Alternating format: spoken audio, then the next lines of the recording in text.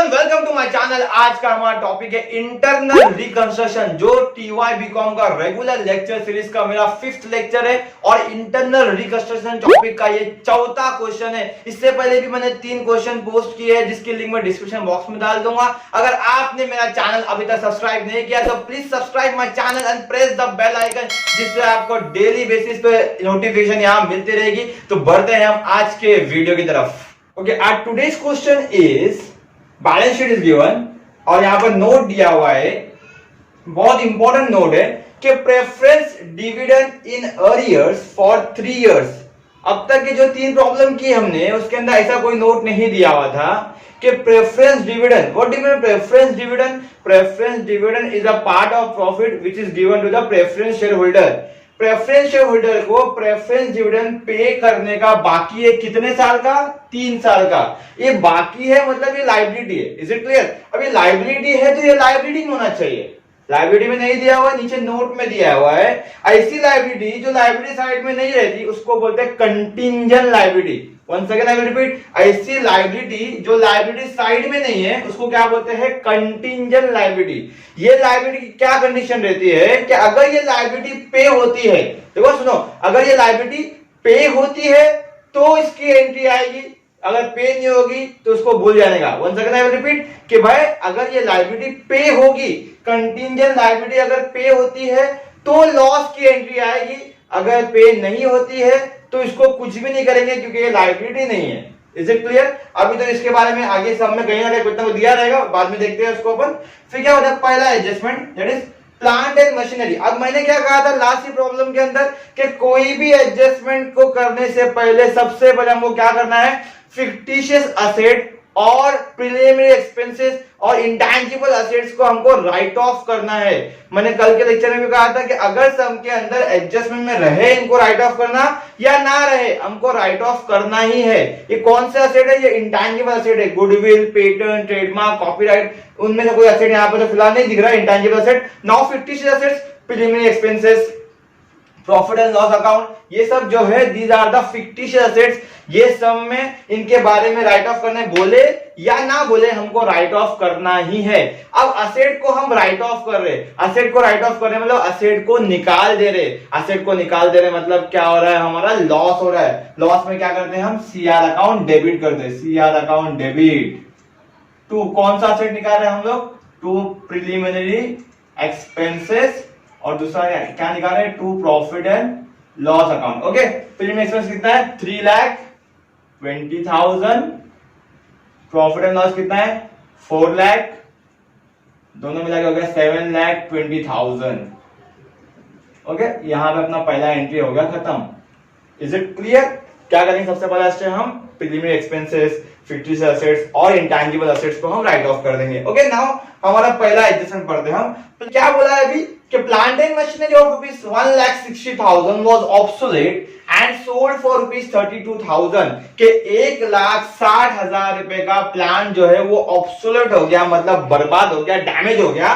Company ने क्या किया? डैमेज प्लांट एंड मशीनरी को बेच दिया। कितने में बेचा? 32,000 में। आगे क्या लिखा बाद में देखते हैं हम। फिलहाल ये कि 1,60,000 का प्लांट जो था वो डैमेज हो गया और कंपनी ने उसको 32,000 में बेच दिया। Is it clear? अब 32,000 में बेच दिया तो कंपनी को क्या हो गया? लॉस हो गया। ओके, तो जितने में बेचा पहले उतना अमाउंट लिख देंगे हम कैश अकाउंट डेबिट कि भाई 32,000 रुपीज आ गया हमारे पास।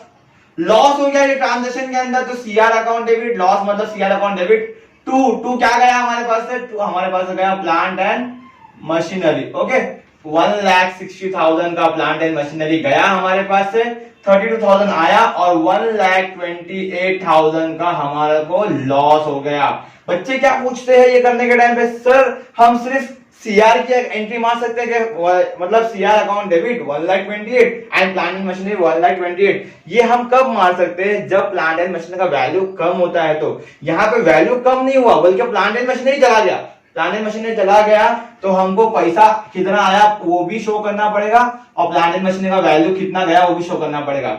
इन शॉर्ट हमको ईच एंड एवरीथिंग यहाँ पे शो करनी पड़ेगी। अब यहाँ पे देखो जो आप बोल रहे हो उसकी बात करता हूं मैं कि डेप्रिसिएशन ऑन मशीनरी इज 80,000। यहाँ पे क्या हुआ, यहाँ पे मशीन का वैल्यू कम हो गया। देखो मशीन गया नहीं हमारे पास, मशीन का वैल्यू कम हो गया। मशीन का वैल्यू कम हो गया तो सिर्फ लॉस की एंट्री मारेंगे हम, that is CR account debit to plant and machinery.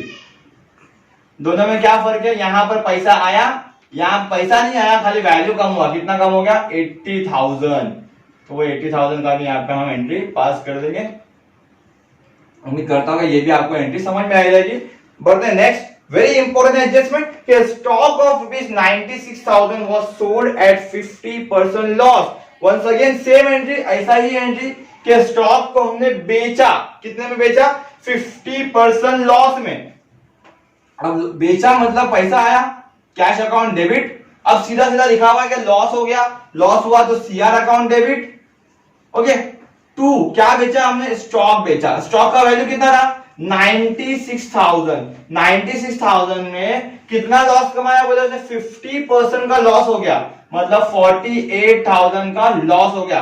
96,000 में से 48 का लॉस हो गया तो पैसा कितना आया, पैसा भी 48,000 ही आया। देखो हमको ध्यान देना है अच्छे से कि भाई एसेट का वैल्यू कम हो रहा है या बढ़ रहा है। एसेट का वैल्यू ये एंट्री में कम हो रहा है, कम हो रहा है तो लॉस का एंट्री मारेंगे। लॉस मतलब सीआर अकाउंट डेबिट। अब तुम बोलेंगे लॉस मतलब सीआर अकाउंट डेबिट क्यों, तो मैं बोलूंगा मेरे पिछले लेक्चर्स को देखो, आपको क्लियर हो जाएगा कि सीआर अकाउंट डेबिट कब करना है और क्रेडिट कब करना है। Okay, now next entry, the present realizable value of investment is ₹1,12,000। आज की तारीख में अगर मैं इन्वेस्टमेंट बेचने जाऊं तो उसका वैल्यू कितना आएगा, 1,12,000। देखो इन्वेस्टमेंट बेच रहा नहीं हो, रियलाइजेबल वैल्यू मतलब बेचने का वैल्यू 1,12,000। देखो बेचूंगा तो कैश आएगा तो लिखूंगा मैं कैश अकाउंट डेबिट 1,12,000। लेकिन यहां पर मैं इन्वेस्टमेंट बेच नहीं रहा हूं बल्कि इन्वेस्टमेंट का वैल्यू बता रहा हूं कि हमारा जो इन्वेस्टमेंट है वो 2,40,000 था, आज के तारीख में उसका वैल्यू हो गया 1,12,000। मतलब मेरे इन्वेस्टमेंट का वैल्यू कम हो गया। इन्वेस्टमेंट का वैल्यू कम हो गया मतलब प्रॉपर्टी का वैल्यू कम हो गया, वैल्यू कम हो गया मतलब लॉस हो गया। तो यहां पर सिर्फ हम लॉस की एंट्री मारेंगे, CR account debit to investment. बच्चा क्या गलती करता है यहां पर, बच्चा यहां पर कैश का एंट्री भी पास करता है कि भाई मैंने इन्वेस्टमेंट को बेच दिया 1,12,000 में। तो कोई कोई एंट्री ऐसा होता है कि cash account debit 1,12,000, CR account debit 1,28,000, to investment 2,40,000। It is absolutely wrong क्योंकि यहां पर रियलाइजेबल वैल्यू बोला है, रियलाइज करने नहीं बोला है, सेल करने नहीं बोला। Is it clear? तो यहाँ पे सिर्फ हम जितना भी इन्वेस्टमेंट का वैल्यू कम हुआ है उसका ही एंट्री पास करेंगे, बाकी कुछ नहीं करेंगे। Okay, now next one, arrears of preference dividend. तो देखो नोट की बात करता हूं, नोट पे आ जाते हैं अपन। Arrears of preference dividend is not payable, मतलब स्टार्ट में बता दिया आपको कि प्रेफरेंस डिविडेंड जो है हमारी कंटिंजेंट लायबिलिटी है। कंटिंजेंट लायबिलिटी अगर पे होगी, कंटिंजेंट लायबिलिटी अगर पे होगी तो लॉस की एंट्री पास करेंगे। कंटिंजेंट लायबिलिटी अगर पे होगी तो लॉस की एंट्री पास करेंगे, लेकिन नहीं पे होगी अगर तो उसको भूल जाएंगे, उसका काम ही नहीं उसका। अगर कंटिंजेंट लायबिलिटी पे नहीं हो रही है तो कुछ फायदा भी नहीं हो रहा हमको कि हमारी लायबिलिटी पे नहीं हो रही है तो फायदा हो रहा है, तो कुछ नहीं। This is a contingent liability. ऐसी लायबिलिटी जो थी ही नहीं, वो पे नहीं हो रही है तो कुछ भी नहीं, भूल जाने का, आगे बढ़ जाते। नाउ नेक्स्ट, रिकंस्ट्रक्शन एक्सपेंसेस वर ₹16,000। ये ऐसा खर्चा है जो पे करना पड़ रहा है, हमारी लायबिलिटी नहीं है। इससे पहले के लेक्चर में भी आया था, इंटरनल रिकंस्ट्रक्शन एक्सपेंसेस जो भी था वो हमने पे किया था। पे किया मतलब पैसा जा रहा है, पैसा जा रहा है मतलब टू कैश। ओके, और लॉस हो जा रहा है हम फर्म को क्योंकि फर्म की लायबिलिटी थी नहीं तो भी पे करना पड़ रहा है। कितना पे करना पड़ रहा है, 16,000 रुपया। जब भी रिकंस्ट्रक्शन एक्सपेंस के बारे में आएगा तो हमेशा यही एंट्री पास होगी, CR account debit to cash account. Okay, इसके नरेशन जो भी रहेंगे, नरेशन के अंदर ऐसे लिख देंगे। फिलहाल हम नरेशन पे ध्यान नहीं दे रहे उतना, बढ़ते आगे। The paid up value of equity share is to be reduced to ₹2 per share। Equity share का वैल्यू कितना हो गया, 2 पर शेयर। देखो रेड्यूस 2 लिखा है, 2 रेड्यूस 2 लिखा है तो हम क्या लेंगे, हम डिफरेंस लेंगे। इक्विटी शेयर का वैल्यू था कितना, 10 रुपीज, 10 से इधर कितना हो गया, बोल रहा है 2 हो गया। तो मतलब कितना कम हो गया, 8 रुपीज कम हो गया। लायबिलिटी का वैल्यू कम हो गया, लायबिलिटी का वैल्यू कम हो गया तो क्या हो जाएगा, हमको प्रॉफिट हो जाएगा। कितना प्रॉफिट हो रहा है हमको, 8 रुपीज का प्रॉफिट हो रहा है। देखो 2 रुपीज का प्रॉफिट नहीं हो रहा। अगर वो बोलता है रेड्यूस बाय 2 तो 2 रुपया प्रॉफिट, लेकिन उसने क्या बोला, रेड्यूस टू 2, तो हम क्या करेंगे 10 और 2 का डिफरेंस है, दैट इज 8 रुपीज का प्रॉफिट। ओके, आगे बढ़ते हैं। प्रेफरेंस शेयर 2 रुपीज 5 पर शेयर। प्रेफरेंस शेयर कितना था, 10 रुपीज का था और प्रेफरेंस हो कितना गया, 5 रुपया। 10 में से 5 को माइनस करेंगे, कितना आएगा 5, मतलब इक्विटी शेयर पे 8 रुपीज का प्रॉफिट हो गया और प्रेफरेंस शेयर पे 5 रुपीज का प्रॉफिट हो गया। तो प्रॉफिट हो गया मतलब सीआर अकाउंट क्रेडिट। तो डेबिट क्या करेंगे हम, इक्विटी शेयर कैपिटल और preference share capital, 10% preference share capital. Okay, equity share capital में कितना प्रॉफिट हुआ हमने देखा अभी 8 रुपीज का और प्रेफरेंस शेयर कैपिटल में कितना हो गया 5 रुपीज का और नीचे क्या कर देंगे 2 सीआर अकाउंट। ओके, अब इक्विटी शेयर कैपिटल के नंबर ऑफ शेयर कितना मिलेंगे, तो इक्विटी शेयर का वैल्यू कितना 8 lakh, 8 lakh divide by 10 is 80,000, तो यहाँ पे आ जाएगा 80,000। ओके, और यहाँ पर 4 lakh 80 divide by 10 that is 48,000। Okay, number of share भी मिल गया 80,000 into 8 that is 6,40,000। 48,000 into 5 is 2,40,000। दोनों को ऐड कर देंगे हम, 640 and 240 that is 8,80,000 आ जाएगा हमारे सीआर में। ये हो गया हमारा profit. Is it clear? Now next entry, very important entry, creditors were settled as. Creditors को सेटल किया गया, कैसा सेटल किया गया, 20% इमीडिएट पेमेंट, क्रेडिटर्स को पेमेंट कर दिया हमने, 40% cancel and 40% converted into 6% debenture. जितने भी क्रेडिटर्स थे 4 लाख रुपीस के, उसमें से क्या किया उन्होंने 20% को पे कर दिया, 40% को कैंसिल कर दिया। कैंसिल करना मतलब होता है माफ कर देना, माफ करना मतलब लायबिलिटी माफ हो रही है, तो यहां पर हमको प्रॉफिट हो रहा है। और बाकी 40% को क्या किया, 6% डिबेंचर में कन्वर्ट कर दिया। तो पहले हम यहां लेते थे क्रेडिटर्स। क्रेडिटर्स कितना रुपीस का है यहाँ पर 4 लाख। अभी ये 4 लाख पूरा अमाउंट क्यों लिख रहा हूं मैं, क्योंकि पूरे अमाउंट का ही फैसला हो गया। यहाँ 20% का फैसला हुआ, यहाँ 40 का हुआ, यहाँ 40 का हुआ, मतलब टोटल 100% अमाउंट का फैसला हो गया। इसलिए पूरा अमाउंट 4 लाख यहाँ लिख दिया। टू कैश लिखेंगे, पैसा जा रहा है कितना परसेंट, 20% पे कर रहे हैं हम लोग, दैट इज 80,000। ओके, माफ हो जा रहा है, कैंसिल हो जा रहा है, that is profit for the firm. तो CR account credit that is 1,60,000। क्यों 1,60,000? 40% बोला है और 6% डिवेंचर भी उसने 40% बोला है, तो इधर भी आ जाएगा 1,60,000। Okay, now next one, next entry is very important entry. Other liabilities of rupees 80,000 is to be cancelled. Again the liability cancel हो रही है। देखो पूरा liability cancel नहीं हो रहा है, उसने बोला 80,000 का liability cancel हो रहा है। तो जितना liability cancel हो रहा है उतना हमारे को प्रॉफिट हो जाएगा। Other liability to CR, क्यों CR क्रेडिट, क्योंकि प्रॉफिट हो रहा है। कितना अमाउंट 80,000।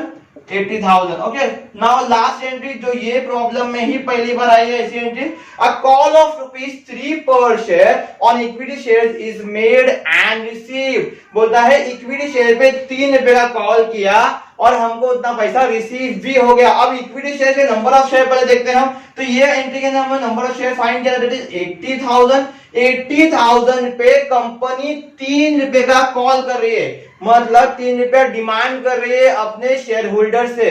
तो शेयर होल्डर भी वो 3 रुपया हमको पे कर रहे हैं, मतलब हमको रिसीव हो रहा है। तो पैसा आ रहा है कंपनी को, तो बैंक अकाउंट डेबिट या कैश अकाउंट डेबिट टू क्या जा रहा है हमारे पास से, इक्विटी शेयर कैपिटल जा रहा है। कितना 80,000 into 3 that is 2,40,000 and 2,40,000। Okay, इसके बाद भी मैंने अक्सर बोला हूं कि एक एंट्री आती है कैपिटल रिजर्व की एंट्री। जब हम कैपिटल रिडक्शन अकाउंट बनाना सीखेंगे इंशाल्लाह, नेक्स्ट लेक्चर में ही मैं कराऊंगा आपको कैपिटल रिडक्शन अकाउंट, उसके अंदर मैं कैपिटल रिजर्व का एंट्री भी आपको सिखाऊंगा। तब तक के लिए थैंक यू सो मच।